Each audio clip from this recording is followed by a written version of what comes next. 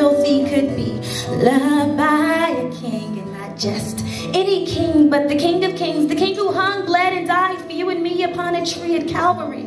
The King who rules over the sky and the sea, over the land and every human being, over every walking, swimming, creeping, crawling thing, from the minuscule plankton in the sea to British royalty, and at his name even Prince William and Princess Kate have to bow down on their knees and to this king give glory, because while their chandelier-lit palace may be a beauty, it pales in comparison to God's sunlit earth, and all of God's creation is priceless, so discussing its worth is pointless. But the point is, it's crazy, mind-baffling, and amazing how someone so full of imperfection and impurity, someone like me, could be loved by the Almighty, could be loved by the Most Holy, could be loved by a king, yeah.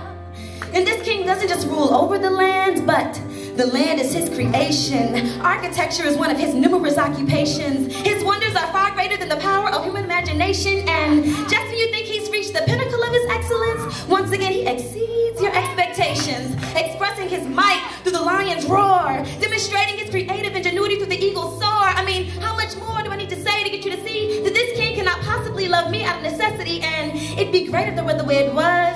I don't know why he loves me, but whew, so glad that he does. And yes, it does feel great to be loved by a king.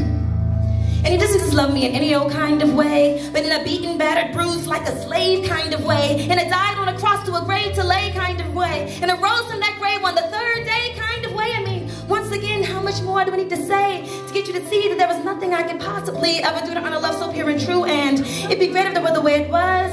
But the reason why he loves me is simply because of what is something I can never figure out. But there is one thing that I do know without a shadow of a doubt, that on this day I pledge to love him back with all of my heart, inviting his well within his temple so that we're never apart. And if you're smart, on this day you'll make that same pledge too.